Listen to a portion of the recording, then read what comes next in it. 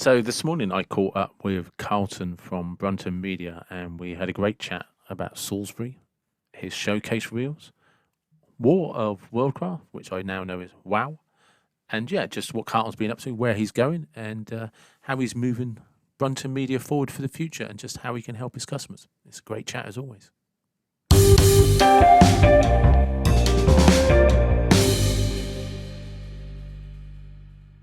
Hello, Carlton. Welcome to the David Watson podcast. How are you? I'm all good, all good, all good.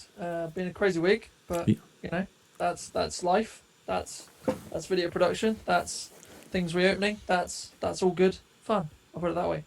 But yeah, no, I'm all good. Yeah, because just for the benefit of people, Carlton and I are actually friends. We've known each other since the beginning of the year when Carlton reached out to me on Instagram, and we just got chatting because we're both Salisbury based type thing. And but you actually stayed busy through lockdown. Yeah, I mean, stayed busy. I mean, it was kind of like self-inflicted busy, but still busy, right? Um, it was kind of like I still have a because when you're a video creator or a creator in general, you kind of have the situation where you have this urge to create even if you necessarily like don't have a specific reason or specific thing you can create, so you kind of find something to create, if that makes sense. um and so I found ways to create even with the restrictions that were in place at the time. And what was some of the things you were doing? So, I mean, I launched my own podcast. As you know, you came on, and then we flipped the table, which was interesting. The following week, which was always fun. But so I had the podcast before lockdown specifically, but like I really lent into it during lockdown because I was like, well, this is a perfect opportunity for me to try and kind of grow my own kind of interview skill set and that kind of thing, and also just to see whether the podcast actually had legs and whether people actually would enjoy an audio based experience, excluding everything else I do with video and etc.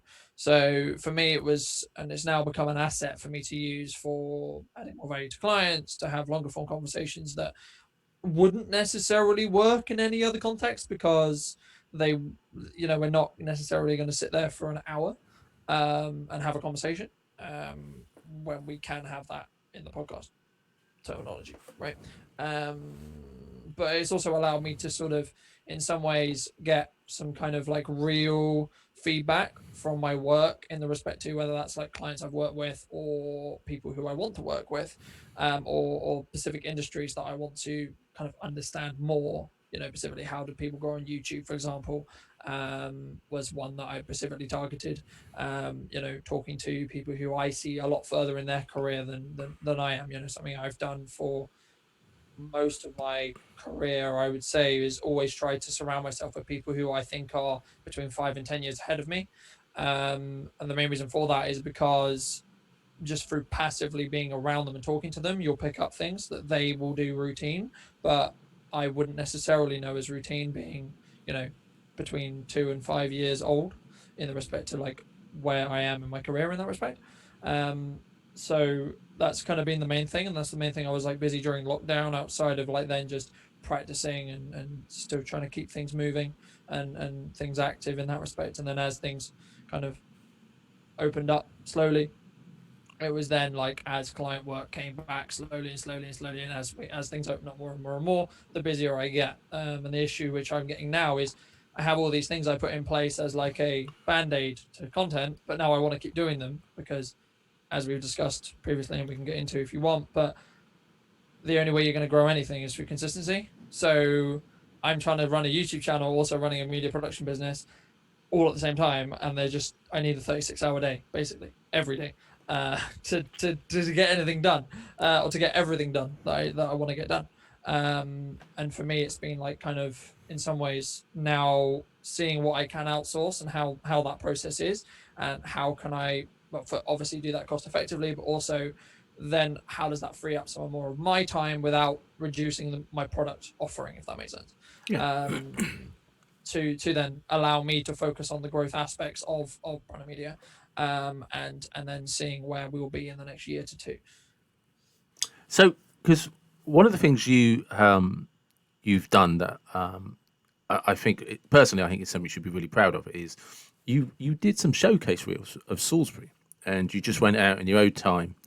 Could you just give just tell us a bit about those showcase reels, but also Mhm. why you're so passionate about Salisbury and the businesses in Salisbury? I mean I'll give you a bit of context on the showcase series and kind of where it started and the kind of the reason for doing it. In that respect, there is a what I feel, in this time specifically, businesses are struggling, right? Not me specifically, but there will be businesses who are struggling. And the I feel that my skill set can really help promote those businesses and help those businesses thrive.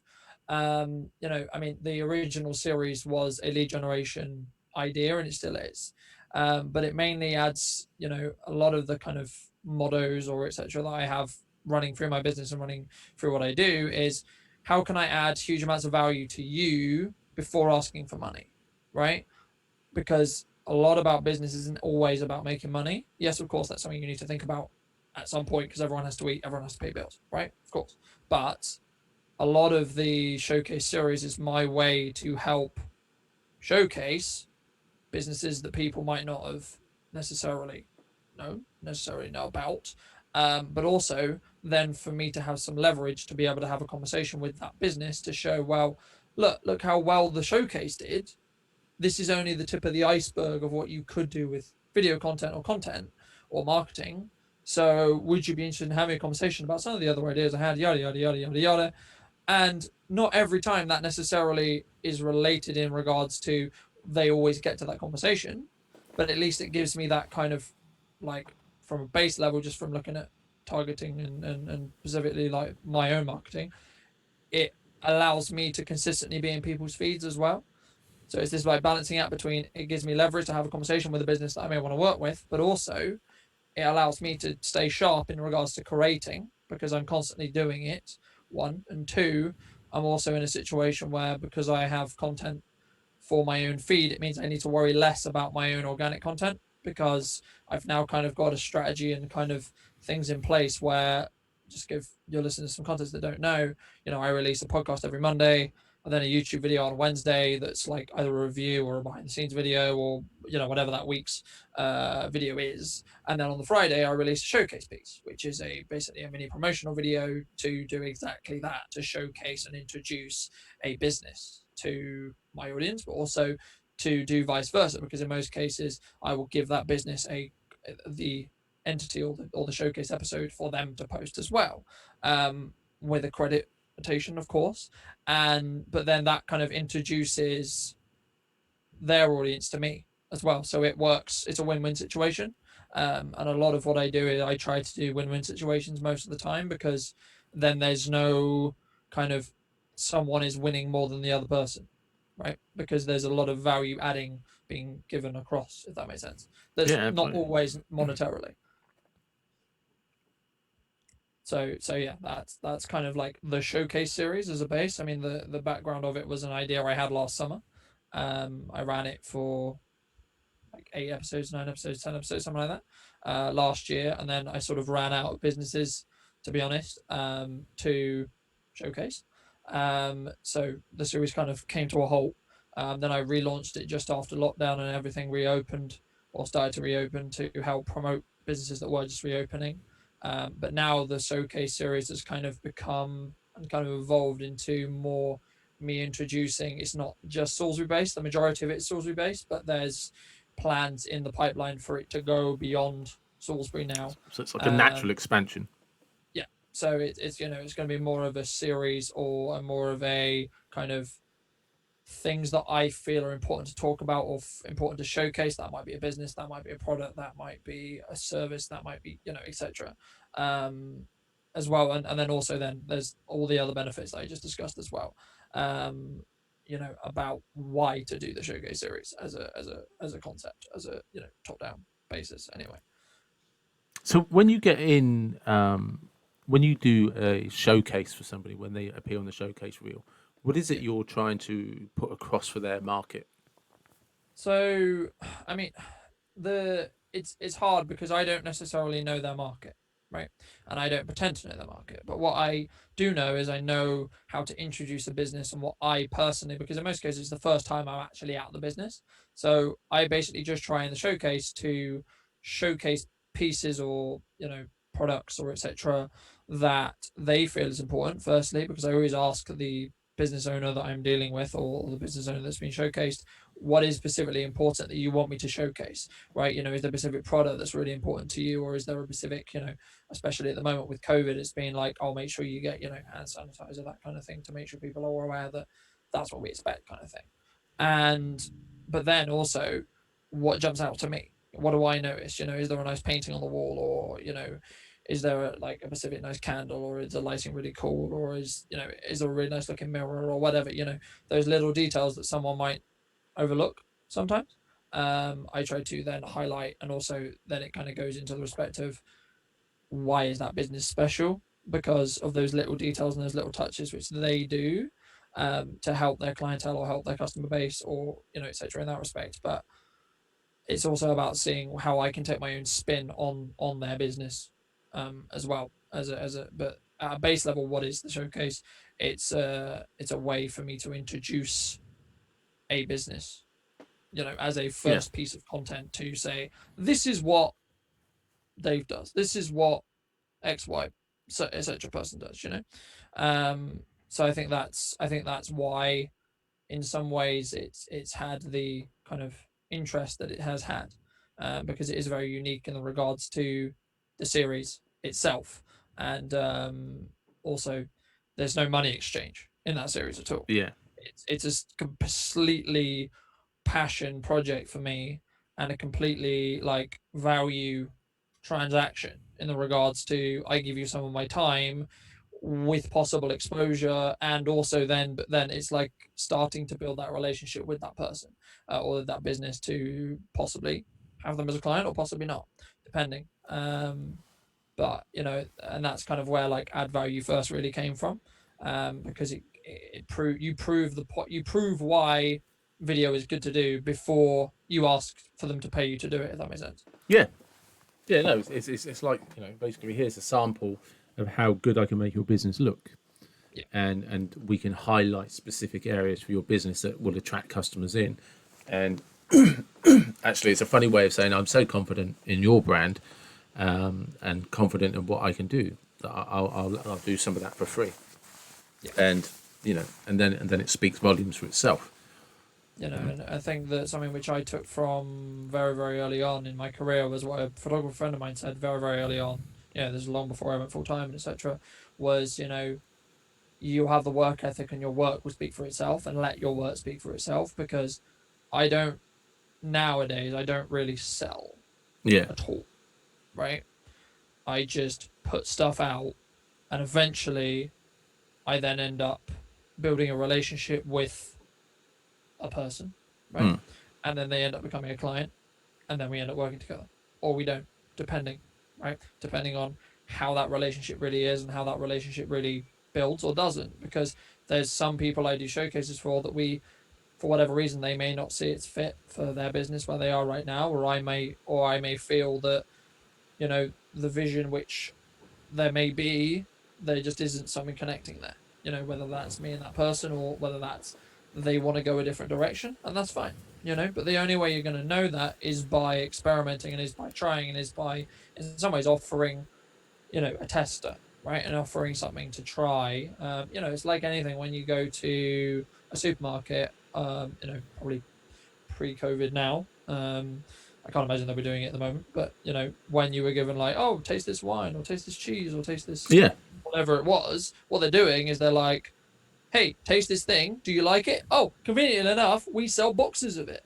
Um, you know, and just today you can get it at a discount of la la la la la, right? And then salesman speak to Yeah. then selling it, right? But the initial thing was, would you like to try? That's how you start the conversation, right? And then it becomes, oh, actually, that's really nice. Have you thought about buying wine with that cheese? Yada yada yada, etc. And that's kind of in some ways what advertising does, and what advertising, when it's done well, could do.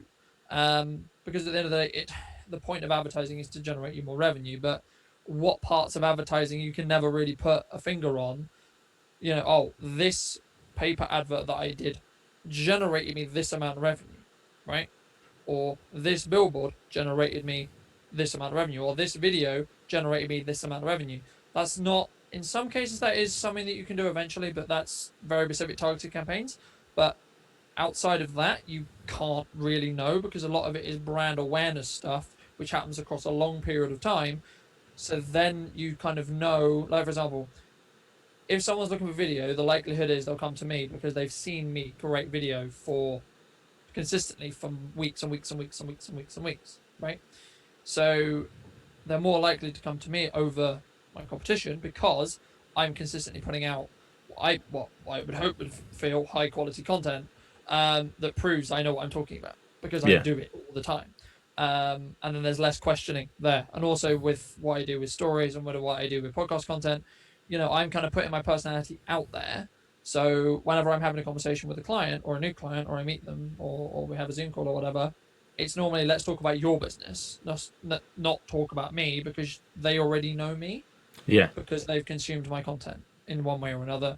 Or there's 1,000 ways you could know me, but there's more than enough content to know me and my personality because of the amount of content that I've done and also the amount of time I've been doing it for. Okay. Also, just with regards to content, because you and I have discussed this privately before, but we're in strange times now, and with the footfall just literally dropping away for a lot of high street shops, the survivors are going to be the ones that adapt and the ones that can move forward and change. And so digital media content for the internet, for the purposes of the internet, is becoming more important than ever. Mm-hmm. And how do you advise your customers on this? Or when somebody comes to you, what is it you advise them? Well, I mean, I first never go out and say, this is what we could do, this is what we could do, this is what we could do, because I want to know what they want to achieve, right? It could be something simple. I want to make more money, right? Okay. Let's look at what do you make the most money off, just from a specific business perspective. What is your biggest profit margin, right? Just picking out of the air for retail, for example. I sell a pair of shoes. These pairs of shoes I make double on. I buy them for this. I sell them for this. Okay. Let's specifically look at those shoes and how can we help you sell more shoes, right? But also, it's not just hey, I have these shoes, come and buy them, right? It's never that. That's what is known as a hard sell, and in Yeah. most cases, hard sells never work. What you want to do is you want to introduce the idea of, I am a specific thing. So, for example, I'm really good at this, this, and this. So it might be I'm really good for shoes, I'm really good for suits, and I'm really good for styling, right? Um, so if you want one of those things, here's why, and we'll create content around why you are the best or why you are the expert in those fields, right? Why do these shoes go with these jeans, and why is it good to wear this shirt with, etc. Right? And once we've done that, a lot of what I do is brand awareness selling, which is I introduce a bunch of brands to you, or a brand or part of a brand to you, and then it's up to that business owner to then follow up on the interest that I help them have on what they do to then convert that into a sale. I'm not a business consultant in that respect. I can't help. There's other people who are a lot better at it than me, at working out where the problem is between someone being interested and actually selling. Does that make sense? Yeah. What I do is I help this end have more interest in it, right? So if it's a specific product or a specific service, and again, like it goes in depth, but it's difficult for me to give a short answer because it's very custom. It's very, and every business will be a different approach in how we go about it, and also what the client wants to achieve. For example, I have clients who want to help their reputation stay strong and stay good, and that's the main purpose of the content. Okay, we'll do that a different way to if you're using it more as a promotional selling opportunity, right? There's obviously ways to weave in both if you're doing either, but from what I found is that's why one of the first questions I ask is never how would you like to shoot a video, what video you would like to shoot. It's always what do you want to achieve, because once I know what you want to achieve, I can then suggest to you in my own experience, oh, why don't we do an interview with you telling your story, and here's why this is useful to your reputation. Because there's many business owners who I think who get asked the same question 6 times, right? Yeah. Where did you start? How did you start? Yada yada yada yada yada yada. Okay, fine. They're great questions to ask, but if you have an interview that you can just say, really appreciate you asking that. Here's a full interview on some frequently asked questions that I get. It saves the business owner time because they just send a link instead of writing a paragraph that, to be honest, not many people are going to read in depth or skim it at best. But a video is more engaging, right? I'll sit here and listen to someone talk about what they do and how the story was that they built their business on, if that's what we're doing, for example. I'm not going to sit here and, in my case specifically, I'm not going to sit here and read a blog about that same story. There is positives to doing both, but they're for different things. They're for different aspects. They're for different people, and also they're for different messages in regards to like the overall tree. You can have different ways of saying the same thing, but there's a specific way you want to say it in a video that is better for that content Yeah. piece than would be in a blog or etc. So So yeah, I don't know whether that actually answered your question, but hopefully it did. yeah, no. It's good because it's trying to get people to, or businesses, individuals, understand the benefits of actually not just content, but even if they don't use your service, it's understanding the fact that what is it you're trying to achieve. Mm-hmm. You know, what are you trying to achieve? Like, and you said something important earlier. What is your best seller? You know, if you're a retail business, what is your best seller, and how can you make people more aware that you're the person to get that from? And Mm-hmm. then what else do you have? You know, Yeah, um, absolutely. but just going off on a slight tangent because you've started during lockdown getting into photography again. I mean, photography is always something that I have enjoyed doing, and I still do it now. The photography account's a bit dead at the moment, but that's simply because I haven't had the time, and well, I haven't. Okay, I don't have the time. I haven't prioritized the time to that. Yeah. Right. So I don't have the time. Everyone has the time. It's do you prioritize the time for that? At this moment, I have a lot other stuff going on that is higher on the priority list than my photography account. My photography account is my hobbyist account. It's not something I use to sell. It's not something, and that's why it's a separate account, Yeah. right? Because it's something which I literally just do for fun, right? It's my escape from corporate land for a bit, right? I don't necessarily like if a friend of mine asks me, "Can you take photos of me and my family?" Sure, right? But I'm not a commercial photographer. I don't want to necessarily be a commercial photographer. I'm not as good as I would want to be if I was going to be a commercial photographer, firstly. Secondly, I wouldn't want to, and also to be honest, in Salisbury, there's many photographers who have been doing it longer than me, who are better than me, and already have the market. Mm. So it would be a waste of my time and energy uh, to try and play in their market because I'm always going to be playing catch up, Mm. right?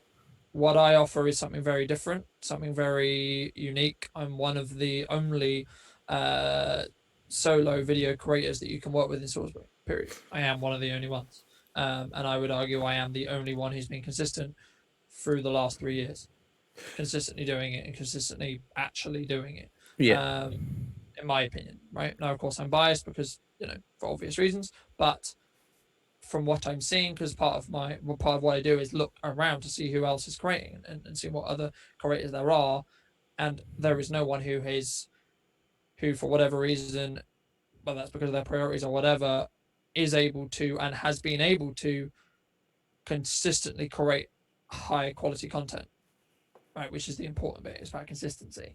If you want to grow anything, right? So So yeah. yeah, but go I mean, just in answer to your question mainly about photography, I love photography. No, go on. Go on. no, yeah, no. That was just I was just going to bring it back to the photography aspect because you've actually, for those of you that haven't seen his photography, you've been doing some late night sunset shots and you've been getting up at ridiculous hours in the morning and doing some sunrise shots. Yeah. You know. I mean, that's stuff that I kind of count under work because in most cases they're time lapses and they're mainly developing assets for specific projects for me to use in the future, but or testing equipment. So is that like So building a catalog? Yeah, so I basically try to have an archive of, okay, these are really good time lapses of sunrises, or sunsets for me to use whenever I do bigger projects around Salisbury, to have kind of tops and tails for videos, so I don't necessarily have to shoot more. Yeah, And also, as any photographer who shoots sunset and sun rises will tell you, a lot of the time you spend a lot of time waiting and going, is it going to be good? Is it going to be good? Is it going to be good? Then it turns out not to be, um, until you get that one that's really, really good. But what most people don't tell you is that was actually the like ninth attempt at the shot, or the 100th attempt at the shot, and then you finally got it because you got lucky. But again, this like goes back to consistency and why consistency is important, because you have to be there consistently to be able to get those shots, because there's some nights where you think, oh, there's going to be loads of color in the sky, and then there's none. And then there's some nights where you think there's going to be no color and there's loads of color. So like there's only so much you can guess, and there's only so much science to it. yeah, And some of the time you just have to go with your gut and say, meh, if I get nothing, I get nothing. If I get something, I get something, right? And for me, it's more about specifically pushing myself, in some ways, to kind of push what's possible with content. That's what I try to do. That's what I've tried to do for a long time, and I hope that's what I'm doing. Right, that's what I'm able to yeah. do. Is push those boundaries on what is possible. And when you're just with photography, because Mhm. is there an area? What's your favourite parts of Salisbury to take photographs of? I mean, like for me, like Salisbury is a very interesting city. Obviously, like I like the age old, the easy answer is the cathedral, right? Yeah, But that's the but easy catch, it is a beautiful cathedral. So right? Like that's the easy catch-all answer. And if you ask any photographer from Salisbury, they go, "Yeah, I love taking photos of the cathedral." But for me, like street stuff is really fun. yeah, Just because I never know what I'm gonna get when I go and do street.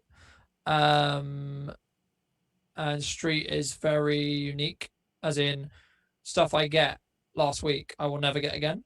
yeah, Or if I do, it will be slightly different, or it will be different. In that respect. So I think it's something which, for me, street is a way for me to also switch off as well, because I don't need to think as much. And I kind of use it, as I say, as a more hobbyist look. The photography side of it is for me literally just a hobbyist yeah, side, right? It's not something which there's obviously benefits for me doing it, because the brands are very similar, right? Brunton Snaps and Brunton Media are very similar because they both have my name, right? But so there's people who will know me from my photography who actually find out that I'm a videographer, and then they possibly become clients. But not the main goal of it, right? The main no, goal of it was to get back to the roots of why I got into photography in the first place. Because those who don't know, I started with photography and then I went to videography and then went from there. You know, so that's kind of why and how. So for me, I kind of used street and photography as something to help me switch off and help me not just edit, or shoot, video wise all the time. But also still have that creative itch and sort of try yeah. things, and be a bit more experimental, as well. So Is there this is an assumption type question, but is if there is there somewhere in Salisbury you haven't had access to or haven't photographed that you'd love to just go in and see if there's a picture to take? uh, I think there's obviously like a couple of rooftops that I haven't had access to Yeah. that would be cool to have access to. But to be honest, the list isn't very long, because Okay. in most cases I've like the ones that were up there, I've been lucky enough to be able to do, right? Yeah. Like St Thomas's Church bell tower is a key one for me. I've kind of shot up there, right? Yeah. I've gone up there. I've shot up there. It's what I would argue is the best view in Salisbury, bar none. And that's simply because it's the highest point in town that isn't the cathedral, so you can see the Yeah. entirety of the cathedral. Which I've had many conversations with people. It's like one of these things where Like people, are, oh, I want to go up the cathedral and take photos, but of what? You're stood on the thing you want to take photos of, pretty much in most cases. I was just thinking about that. St Thomas's bell tower must, yeah, because you get to see the whole cathedral. And the other side, you literally get to see, because it's slap bang in the middle of the city as well. You get a completely 360-degree view, down towards Wilton, Yeah, Market Square side, all the way across, and then over to the cathedral, and then the hills behind, and then over towards Harnham area as well, right? So there is literally ample opportunity to shoot any specific direction you like, and also just get to a very, very different perspective. You can see the Poultry Cross from up there that I've very rarely seen. I think there's only 3 or 4 photographers that I know of who's even been up there, and that includes me. yeah, Right. So the shots from up there are very unique in regards to, but just simply because it's not easy to get access to, right? And it's not a public area for people to get access to. So there's obviously like little things, and little areas that I would like to get access to. Like, I think it's an old people's home that has one of the best views across Lizzie Gardens and the river, and then it kind of leads down to the cathedral, and then the Water Meadows area. But for obvious reasons, I don't think I'm going to get access to that roof anytime soon. I think, is that the one on the Cathedral Close? It's near the Cathedral Close. It's just off. It's on Fishton Street. If you Okay, go like halfway down, I forget who owns it, but that's a roof I would love to shoot from. But again, I don't not think the old infirmary, is it? I think it might be. Yeah, Yeah. it's like quite a square building. Mm. But that's like the one that jumps to mind when you said, "Oh, is there a building or etc. that you Yeah. haven't shot from that you want to shoot from?" That's the only building in Salisbury I technically want to shoot from and haven't shot from. Specifically, that has a different vantage point or a different view that I haven't captured already. Right. Yeah. Obviously, if I was given another opportunity to go up St Thomas's Bell Tower, I would take it, because It's just you'll always get unique yeah. stuff, always, just because of how good that view is. But again, it's not necessarily something which happens very often, right? I need a specific reason, and then I need to jump through all the hoops that it requires to go up there, and also then make sure we're doing it safely, of course, as well, Yeah. because you can literally just fall off the top of it if you're not careful, Oh, nice. which is not great. Not part of the ambition. No, not really. But no, as I say, I mean, it is I would argue, one of the best views. And when I went up there, a lot of my photography friends were very jealous, um, of me going up there. Because if you live and work in Salisbury and you are a photographer, that is one of the places you want to go, right? Yeah. That has been one of the places, for me. Why it was very special to me was because it's a place I've wanted to shoot for a very long time. Um, so I was then given an opportunity to be able to do so, for a project I did last year. So that's great, and I'm sure there will be other opportunities in the future as well for me to do that, when I'm working on bigger campaigns for the city and etc. in that respect as Yeah. well. So I think that it's always going to be somewhere that's special, though, because of that kind of unobtainable aspect to it. Oh, cool. So yeah. Going to change tack completely now. Okay. Because a few years ago, I was about to say back in your youth, but you were about half my age anyway. Is you were into gaming and had a YouTube channel for gaming, didn't you? Yes, that YouTube channel still exists. It's still there. All the game content is still there. To give your listeners context that may not know, my what I'm technically actually qualified in, at a leaving college level, is game development. It's why I have a BTEC in. It's what I studied and what I wanted to be until I was age 18ish. But I'm still a gamer. I have always been a gamer, pretty much. Gaming wise, I created video game content since the age of 12 to the age of about 19ish. In one way or another. So that was everything from let's plays to tutorials to specific things, how to do things in specific games, etc. But I kind of grew to a point with gaming where, from content perspective anyway, where I kind of hit a ceiling, where I was like, I kind of got to where I wanted to go. So I was always looking, and for me, I've always been looking for ways for me to grow personally and professionally. So that's kind of the natural progression into what I do now, Yeah. which is basically what I've been doing for years, but in in the real world instead of Yeah. video game stuff, right? Are you But suggesting that video games are not the real world? of course they're, of course they're the real world. Um, but no, it's I think the video game space is definitely a very very interesting one to be a part of, and very very interesting one to be a content creator in. It's just personally for me, I it kind of got stale because it was kind of the same formulas. If you want to views, this is what you did. Um, just to give some context. By no means did I get millions and millions, but I still got like I think 2 3 videos with 100K plus, Yeah. which is pretty good to be fair, even nowadays. Why and how they got is very simple. It's just I had the first guides out on those things at the time, and I was ahead of the curve in the game, so I had access to content that was gatekept behind certain things because I was max level first, Yeah. right? One of the first in the world to be max level. In what game was this? That was for World of Warcraft.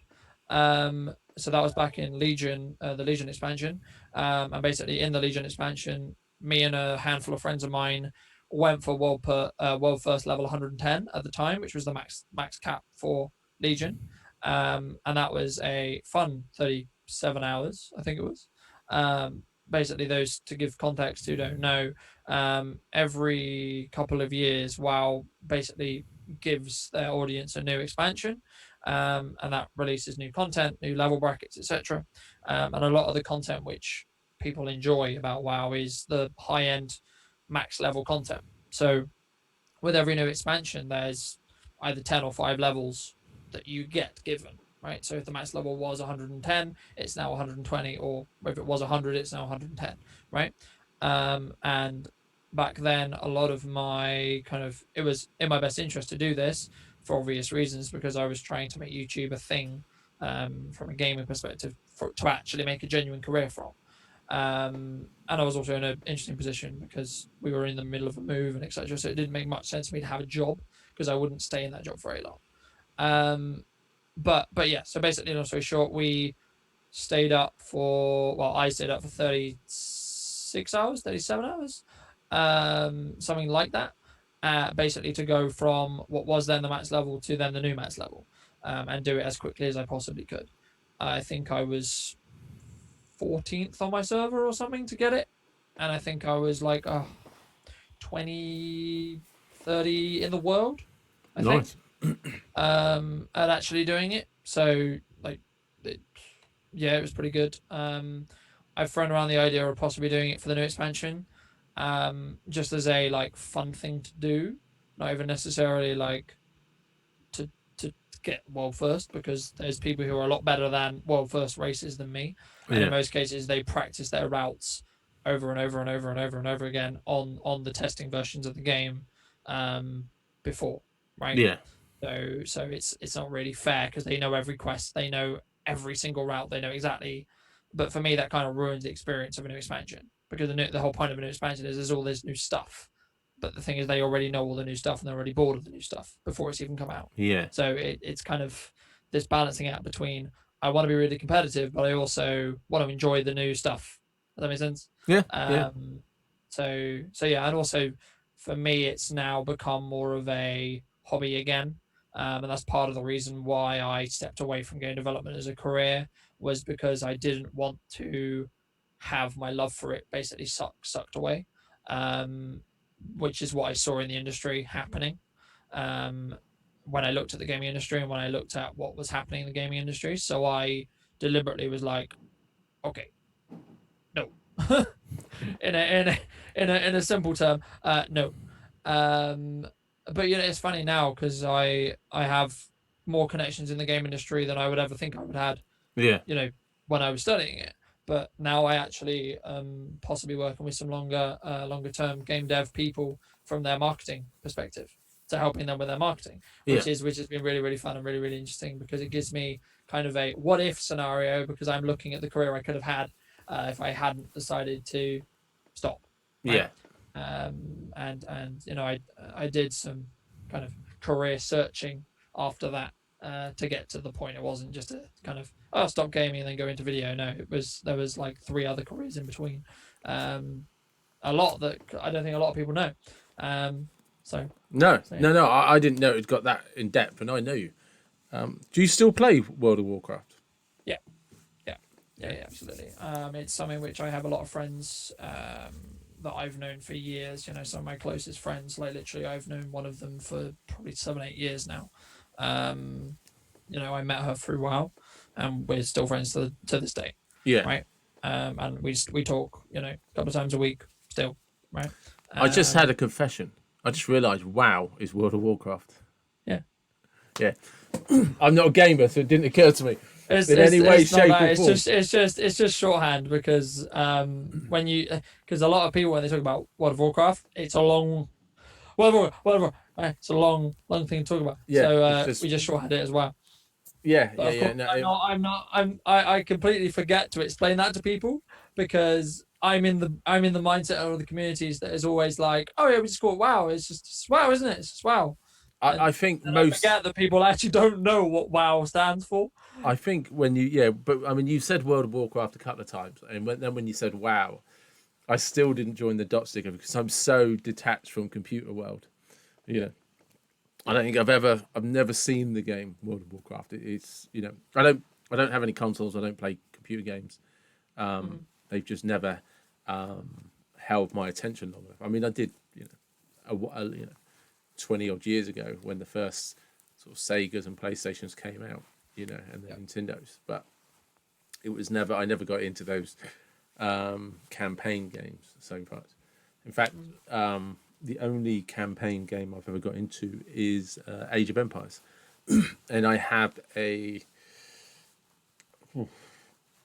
old version of it that I still occasionally play, and that really is just a kill time, and one, kill time, and two, just to get out of a way of getting out of my headspace, if you know what I mean, or getting into a headspace where I'm just not focused on anything else. And yeah, so that's absolutely. I mean, that's why for me as well is this kind of right. Like in most cases, WoW would be World of Warcraft, folks. Now that I know that, I'll go repeat that. He's gonna do it forever now. Yeah, but, World of Warcraft, everybody is WoW. Everywhere I say WoW, he's gonna be like, just so you know. Yeah. Now that I know. Yeah. But no, I think for me, I mean, it's this thing because as I've got busier and busier with work, I'm more and more stressed. As we were briefly discussing before, and we've discussed previously before as well. I find that my mind keeps wanting to push, but my body's like, "Whoa, chill out, right? We're gonna have a problem here."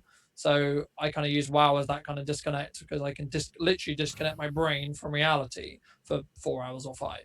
So when is the next expansion of WoW due out? That is a good question. I wish I could tell you because we don't know. So if within the WoW community, it's meant to be this year. I'll put it that way. When you buy it, it says it will be here by December. Then COVID hit, so who knows? So the guesstimation at the moment is like late November, early December. So just for those in the WoW community, if you were given an opportunity to go have a little precursor test amongst you and your friends, and if anybody from World of Warcraft is listening to this by some miracle of chance, but yeah, sure. The options, the chances are slight, but not impossible. Absolutely. Is that something that you would be interested in, or would you rather wait for it to go live for everybody? I mean, beta testing as a concept for me has always been something which is interesting to do. I was lucky enough to be part of the, I think, Legion beta, I think it was. Do you say beta testing? Yeah, so there's alpha testing, which is internal, and then there's beta testing, which is given to selected people. Unfortunately, Blizzard at the moment, or Activision, depending on what and who you know them as, they basically use the beta test as a marketing push for the new expansion. It's less about testing and more about let's give it to streamers with followings so we can get the hype going. It's good business. I understand and makes sense for good business, but not necessarily the best thing for the product. No. which is why a lot of World of Warcraft people were very excited about the launch of the classic version of the game, because that was back in an era where the quality of the product was the core goal instead of making money. Yeah. But when Blizzard got bought out by Activision, it became, we need to make money for our shareholders instead of we need to make sure that our fan base and our customer base is happy as the main core reason, right? I think it's still there, and I think there's a lot of people in Blizzard who still try to please the fan base, but it's like this thing also now the fan base has adapted, right, and grown. So it's one of these things where you're never going to be able to please everyone, Yeah. even no matter what you do.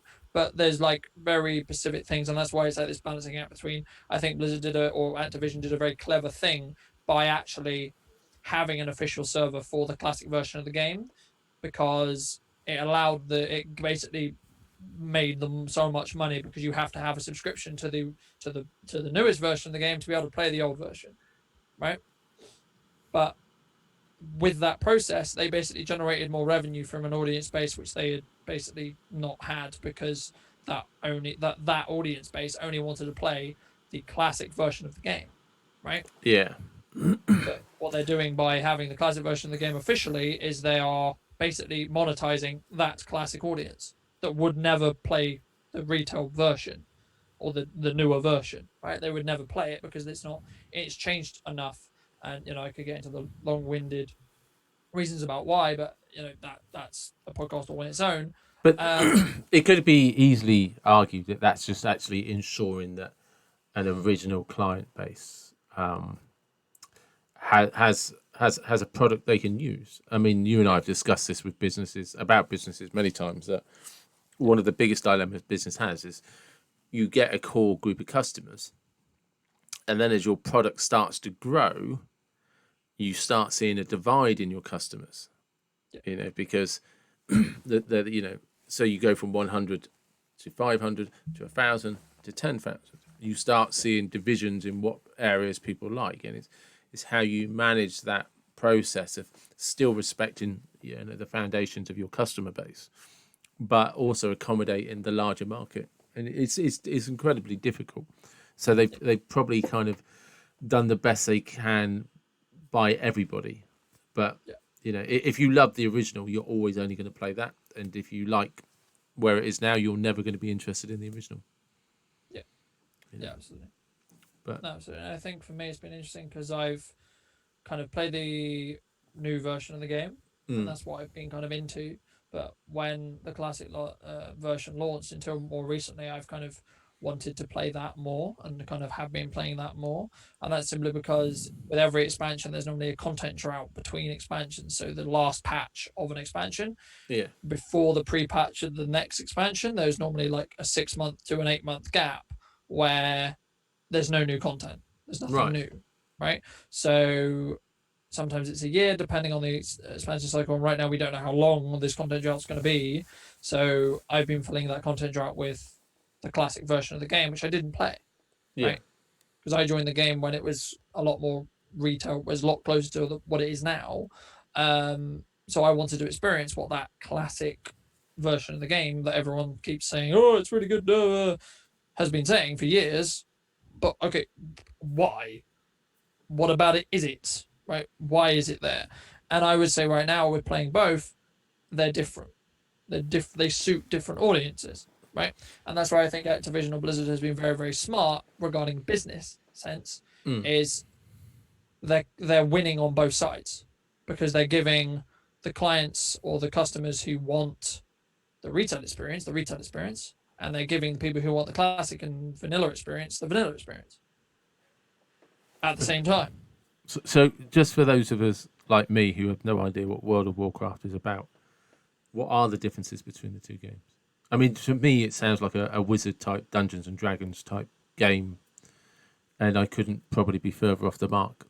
But it's a massive multiplayer online video game that basically revolves around you create a character, you build that character to a point where it becomes more powerful, you then build it again to become more powerful, etc., right? Until you become this almighty being that's a god in that world, right? Yeah. what is the main difference in the game? Well, okay, there was a point in the game known as Cataclysm, which was the fourth expansion in the set, which basically destroyed the old world as it was Right. completely. Okay. They redid the entire world. The main reason for this, from a logistical perspective, was they were adding in flying into the old continent world. But when they designed it back in 2004, they didn't ever plan to add flying into that map. So there's areas of the map that are just empty because you can't get there, Yeah. right? Yeah. And in game development, you never build something that the player's never going to go to. For Right. example, No there's a point. wall, and there's meant to be in the lore or the story, there's a city behind it. You can't see the city. You can see the hill that the city leads to. If you glitch your way through the wall, you'll see there's a hill, and then on the other side of the hill, there's nothing. Because why would you waste Yeah. processing resources on stuff the player's never going to see, ever, officially never going to see? Right? Of course, there's ways, and people have bugged Yeah. the Yeah. games to get out because that's part of the fun, right? But in regards to how are they separate? One of the main things which people have said between the classic experience and the retail experience is that classic was harder. But the thing is, that was their perception, because the thing is, there's because of the way the world is now, you can find information very, very easily, especially when it comes to a video game where we've already done it. This was all being done in 2004, so everything there is to know about that game, that version of the game, is already documented. Yeah. There's Wikipedia's as long as any Wikipedia or anything. So if I need to find out where a specific thing is or a specific item is in the game, I just Google it. Or I've got this. Or I'm going to go into this 5-man dungeon to kill this boss. Okay, what does this boss do? Let me Google the boss. What does the boss drop? Let me Google the boss. You know, there's a lot of that now, and so there's been kind of this, like, in some ways, joke, because Blizzard has said for a long time, you think you want classic, but you don't want classic because you're going to optimize it to high hell and do all of the content in an hour. Surprise, classic came out. Every single raid that took 2004 people literally hours and hours and hours and hours to do is cleared in 45 minutes Yeah. Okay. now, Because because everybody has the tools, well, the it's also instructions. gaps. Okay. It's like having a how-to guide before you start, followed by there's not dial-up internet. You're not on a terrible computer. Your internet doesn't drop out halfway through, right? Like, just in regards to just technology advancements, we are quite literally a decade and a half beyond where they were then. Yeah. Like, the idea of an internet dropping out in the middle is a very rare occurrence. It's not oh, I'm going to attempt to play for an hour and my internet will either decide it will or won't let me, or, oh, someone phoned my house. Oh, cool, my internet connection's gone. I definitely remember those days. You know, so that was the time at 2004, 2006, 2005. That was the limitations partly, and also you didn't know what the bosses did because you couldn't Google them. No. That information was being found out by the high-end people doing the high-end content, and it was kept by them high-end people. Yeah. It wasn't just given out, because that was why they were high-end, because they understood how to analyze the boss to kill it faster, right? They knew how to optimize that thing. Yeah. Nowadays, you don't need to optimize it because there's been guides existing on how to kill this boss for literally a decade. Yeah. Okay. Right? Like, it's the content is so, and also you can predict, because as they release because the way the patch cycle works is they slowly release content from classic. Thing is, with when they relaunched classic, is we knew what was coming, because Right. of I'm course with we you. know what the patch cycle is, so we know exactly what each thing opens up and then what you need for each thing, right? So there's a specific set of materials you need, for example. Everyone knew what those materials were because it wasn't a surprise new content, because it wasn't new, right? This is and then on the other side, the retail side, is where you then have like new content, which is like this. We have no idea what this is, and Blizzard can experiment and Blizzard can try things, because unless you know it from the testing that was done on the content, then it's new content, right? It's not Right. the same because it hasn't been done before. Normally, Blizzard try to push the boat out in regards to what they try to do every time, right? So they always try, every expansion, they try to do something unique, at least one thing that's unique, right, for that expansion. that's how they get you to pay the money to buy the expansion, because they sell you this one thing, Yeah. excluding all the other things that you are expected to get, but they sell this new feature to you. Now, whether that new feature is a good or a bad idea depends on 1,000 other things, but at a core, that's their business model. Okay. All right. So, Well, that's been just over an hour already. and that was a deep dive into gaming, which I didn't Of expect. WoW. Well, yeah, but also gaming as a Yeah. side, No. because there's a lot of parallel between what WoW does and what everything else does. Yeah, for sure. You can look at Call of Duty and do the same thing. You can look at any game that's owned by any big corporation, and they probably do something very similar nowadays. So I take it Call of Duty is COD then. Yeah. Yeah. Yeah. Okay. Yeah. Do you want me to go down the entire list? Yeah, go on. Tell me what they, because I don't know what any of these games are. So. LOL is League of Legends. Okay. Never heard of it. It's like it's what's known as a MOBA, where you choose a specific player, and then you get to build a team to beat another team, and there's etc. Okay. It's not the kind of game I would like. Yep. I'm trying to think what other acronyms and stuff there is. So that's LOL, is it? So you got LOL, you got WoW, you got COD, and then most of the other ones I can think of are actually just their titles. Yeah. Like for example, Eve is just Eve because it's actually Eve Online, but it's just they cut off the online. So it's Eve, or it's things like Minecraft, which is literally just Minecraft, right? Like they're short enough where it makes sense. And that's something which I think the older games did badly, was just pushing like World of Warcraft. Why is it 3 words? Come on.